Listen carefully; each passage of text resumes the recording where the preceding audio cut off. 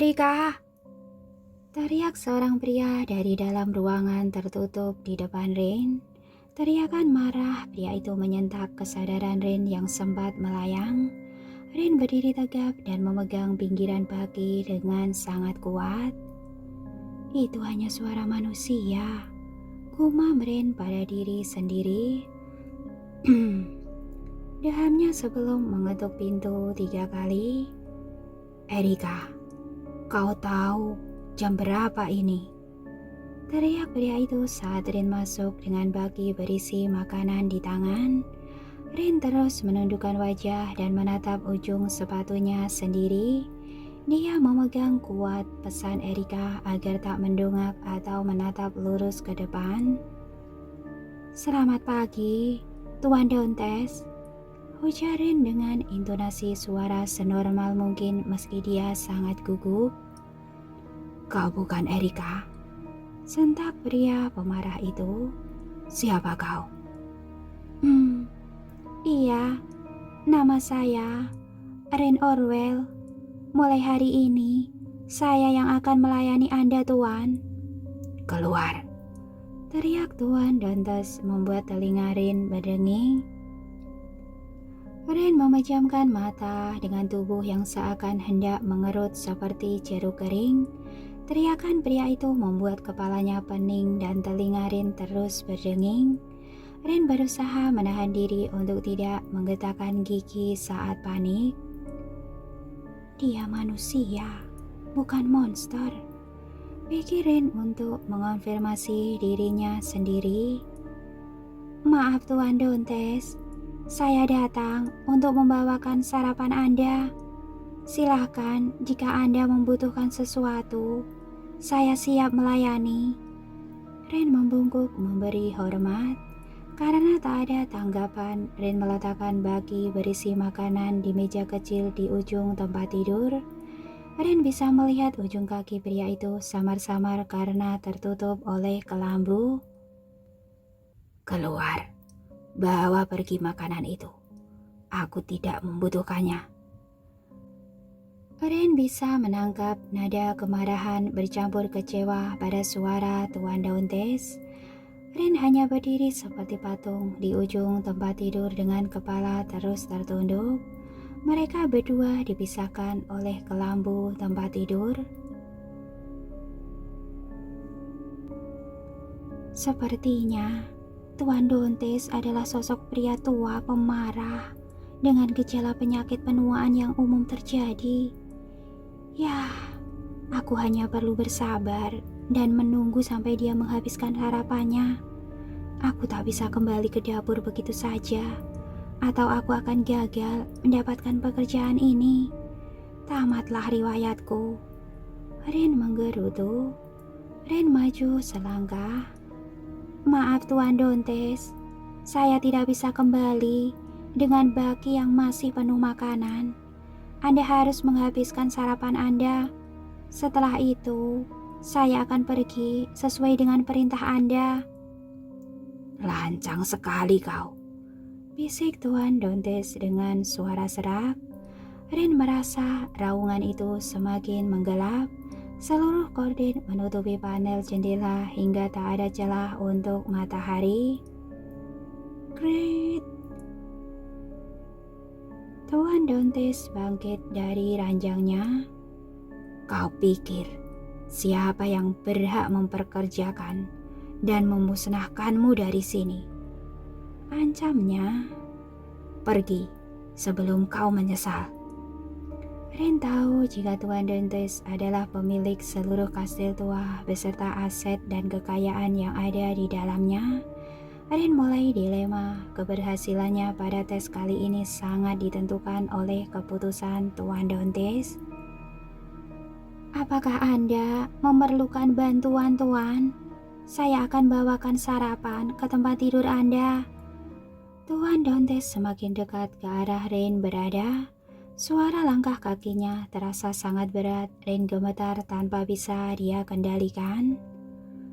Aku hanya ingin kau keluar dari sini, desis Tuan Dontes. Rin tak bisa berada di sana lebih lama lagi. Dia merasakan sesuatu yang sangat menakutkan memancar dari sosok Tuan Dontes. Dia bukan pria jompo, pikir Rin sambil mundur selangkah lagi. Sesuai dengan permintaan Anda, Tuan, saya akan keluar dan menunggu di depan pintu sampai Anda selesai sarapan.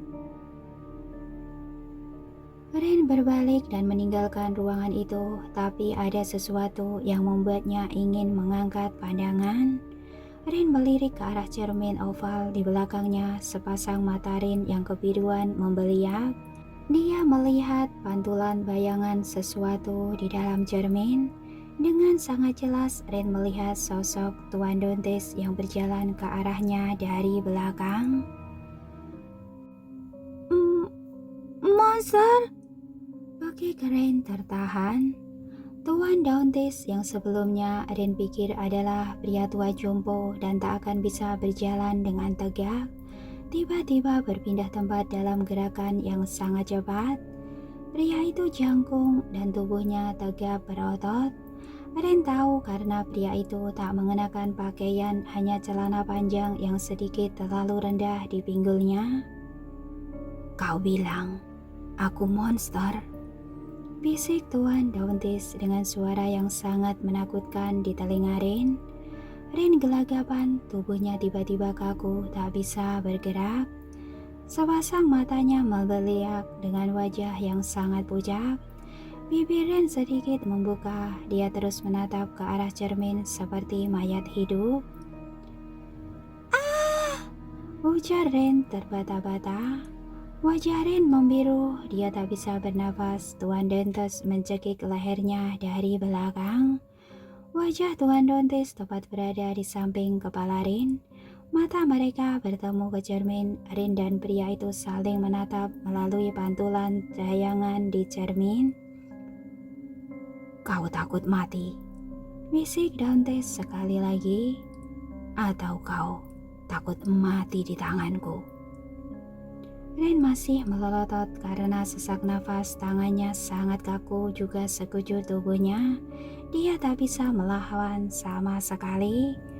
Tiba-tiba Tuan Dontes melepas cekikannya. Dia menatap Rin melalui cermin dan menyeringai menakutkan. Pria itu memiliki rambut merah panjang yang menutupi sebagian wajah. Dari mulutnya mencuat sepasang taring kecil. Dalam kegelapan, mata pria itu bersinar merah seperti binatang kelaparan.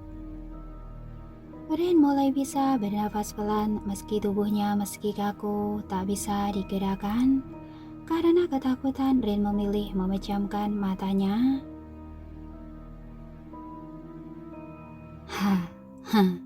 Kau takut melihatku, Nona Orwell? Lantas mencengkeram rahan Rin dengan kasar menggunakan telapaknya yang besar. Anehnya Rin malah merasakan kulit tangan pria itu sangat lembut di rahangnya. Buka matamu, pelacur kecil, geram Dontes. Kau kesini karena penasaran pada monster ini kan? Rin masih memejamkan matanya ketakutan, dia benar-benar gemetar hebat. Aku minta maaf atas ucapanku yang tidak sopan, Tuan. Kata-kata meluncur begitu saja dari bibir Rin. Dia merasakan cengkeraman tangan Tuan Dontes mengendur sesaat. Pria itu terkesan ragu atas sikap berani yang ditunjukkan oleh Rin. Buka matamu, teriakan Tuan Dontes menggelegar. Tatap wajah dan tubuhku keparat. Dia ingin memastikan sesuatu. Katakan, kau jijik padaku. Katakan, kau takut padaku. Rin tak bisa menahan diri lebih lama lagi. Dia ingin lari dari sana. Dia ingin menyerah. Rin tak ingin berada di ruangan itu lebih lama. Tubuhnya memberontak dan ingin lari. Sesuatu seperti menusuk dada Rin. Kesadarannya, dia membuka mata dan rasa takut hilang sama sekali darinya. Aku membutuhkan pekerjaan ini. Aku harus lulus. dalam tes ini, pikir Rain. Ini pasti hanya permainan dia untuk membuatku ketakutan agar aku gagal dalam wawancara ini, pikir Rain. Sekali lagi tatapan mereka bertemu di dalam cermin. Sepasang mata penuh kemarahan, kebencian, dan terluka yang ditunjukkan oleh Tuan Dontes awal tadi kini berubah menjadi kebingungan dan keraguan saat melihat Rain menjadi lebih berani. Tuan, saya minta maaf atas ucapan saya yang tidak sopan. Rain berbicara dengan susah payah karena Tuan Dontes masih menjepit rahang Rain dengan tangan besarnya. Rain melirik pada cermin dan memperhatikan sekujur tubuh Tuan Dontes yang tampak mengerikan. Perlahan Rain memegang tangan Tuan Dontes dan menurunkannya. Rain berbalik dengan tenang dan menghadapi Tuan Dontes. Rain membungkuk memberi hormat. Saya akan membantu Anda untuk sarapan.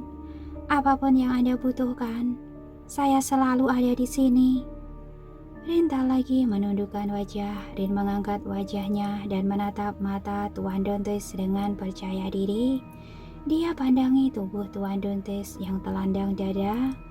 Kulit putih pria itu ditumbuhi sulur-sulur hitam seperti akar tanaman dan menyatu dengan pembuluh darahnya. Lengan dan perut berotot Tuan Dontes pun diselimuti oleh sulur-sulur hitam yang sekilas tampak mengerikan. Rain menganggap itu adalah tato.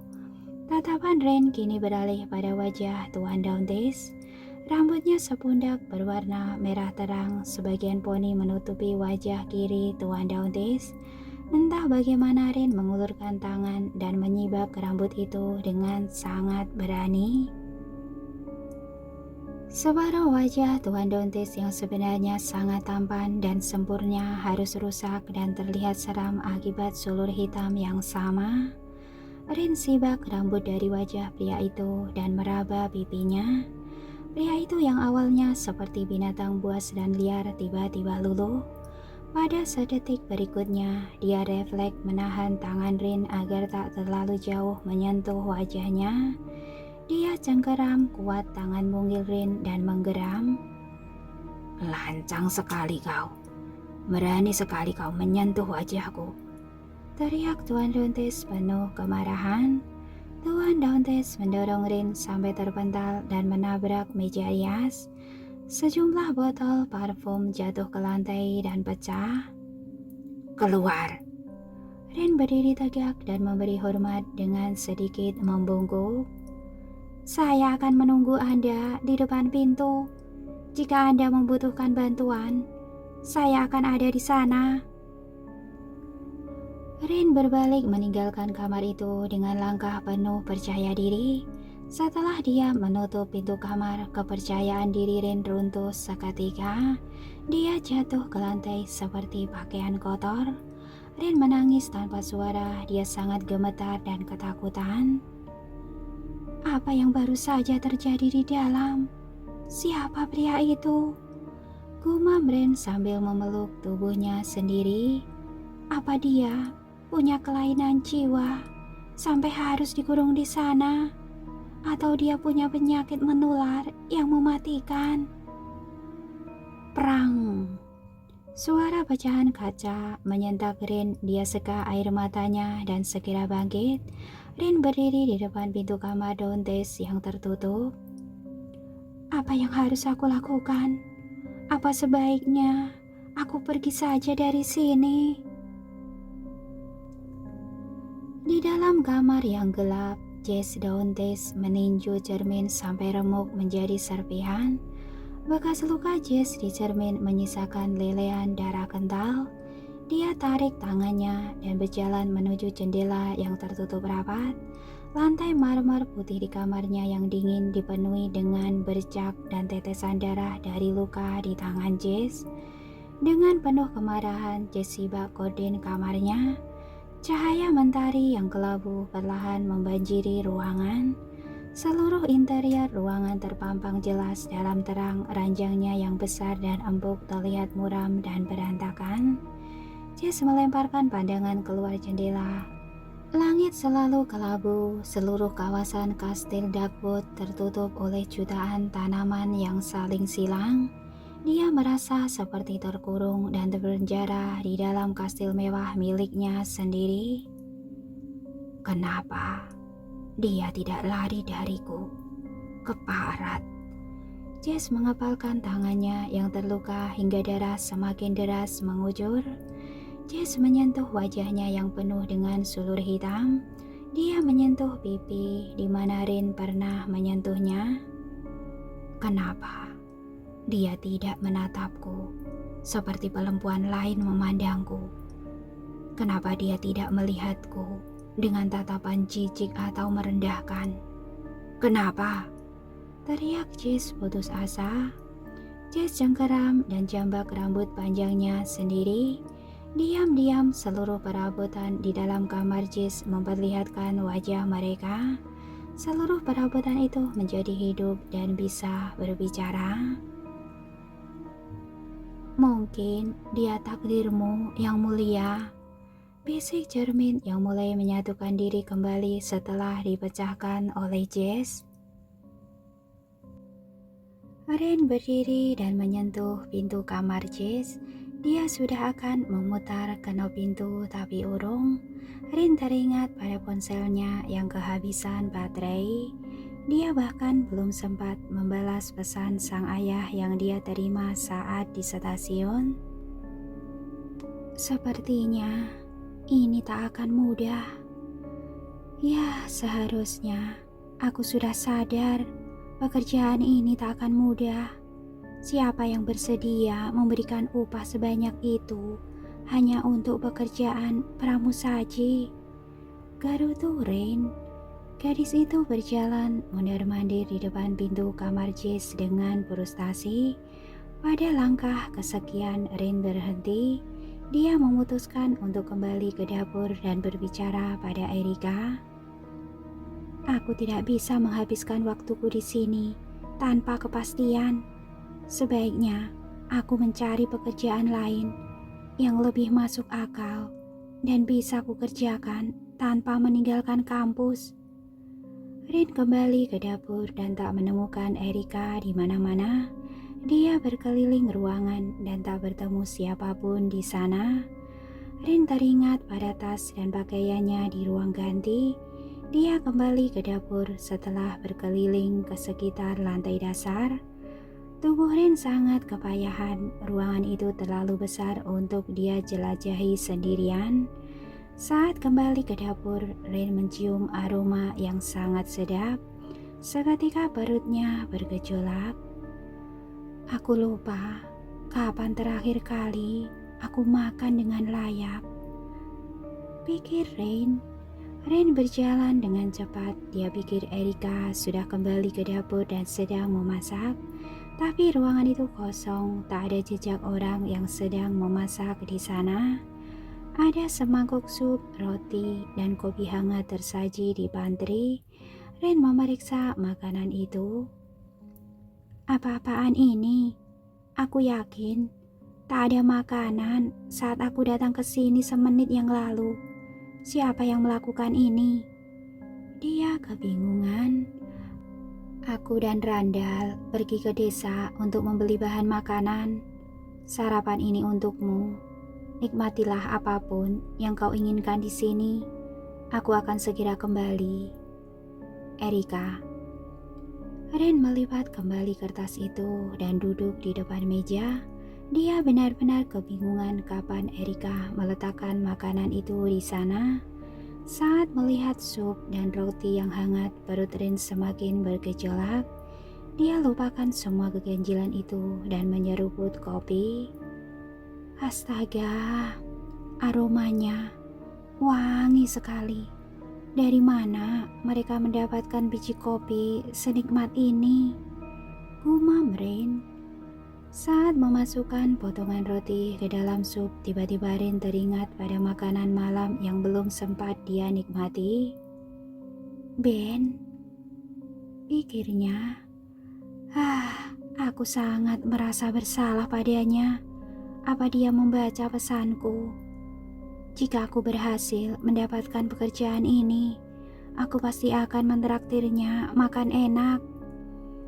Ya ampun, banyak sekali yang harus aku lakukan. Aku harus segera menemukan ponselku setelah ini. Aku harus mengirim pesan untuk Ben dan ayahku. Rin kembali duduk dan mengikat rambut panjangnya dengan asal dia kembali fokus pada sarapannya sendiri yang terlalu siang. Tanpa ragu dan malu, Rin mengunyah sepotong besar roti yang dicelupkan ke dalam sup hangat dari balik partisi yang memisahkan antara dapur dan meja makan. Jess mengintip. Pria itu diam-diam menikmati menatap Rin menghabiskan sarapannya. Semua perabotan yang ada di sana tersenyum lega. Kau lihat tatapan itu, Pasto?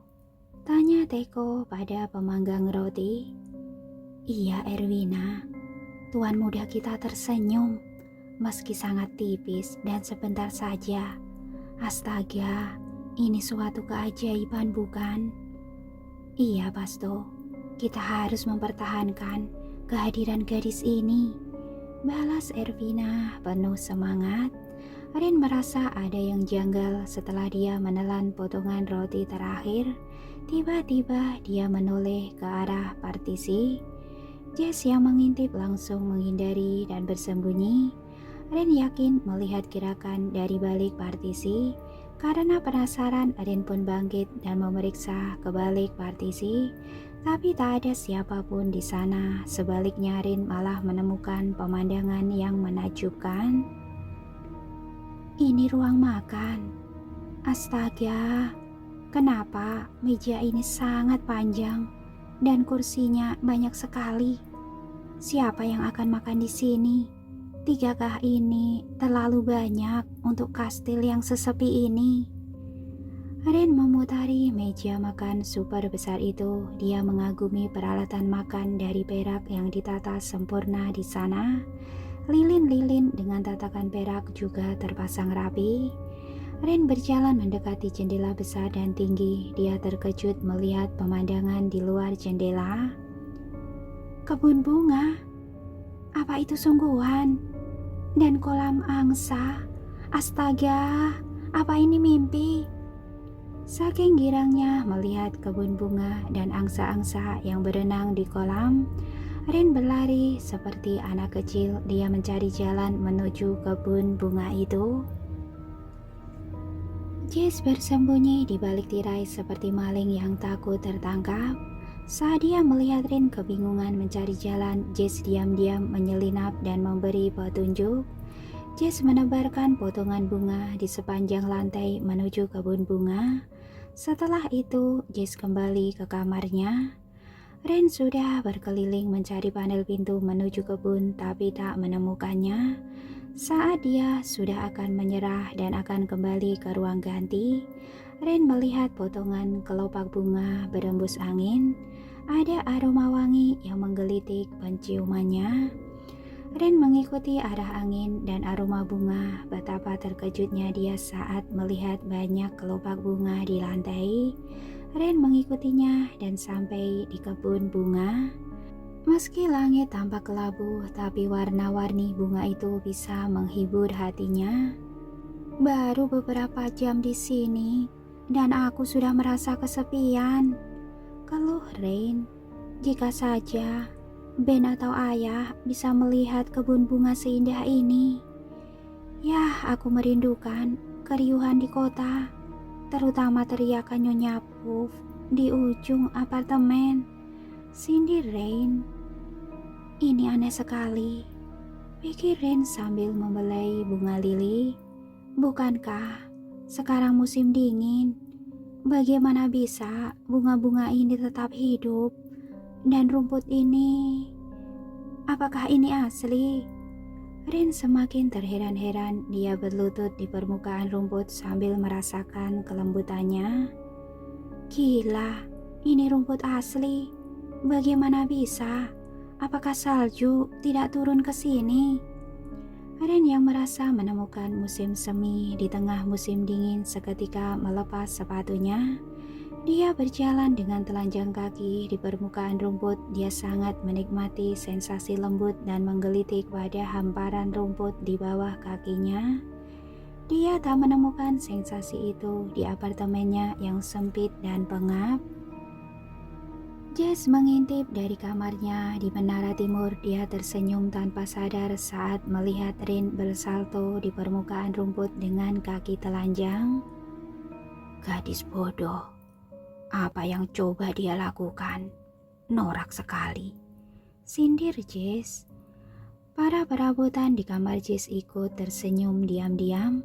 Bahkan jam dinding melirik pada kap lampu di samping tempat tidur Jess.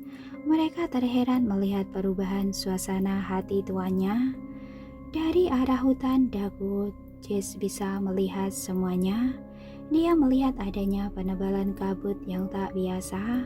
Penebalan kabut itu diikuti dengan suara lolongan panjang para serigala di kejauhan. Saat itu wajah Jess menegang. Dia mundur dan menutup gorden di kamar. Dengan langkah besar dan cepat, Jess menarik mantelnya yang berat dan mencabut pedang dari tempat penyimpanan. "Siapkan pemburuan," teriaknya lantang.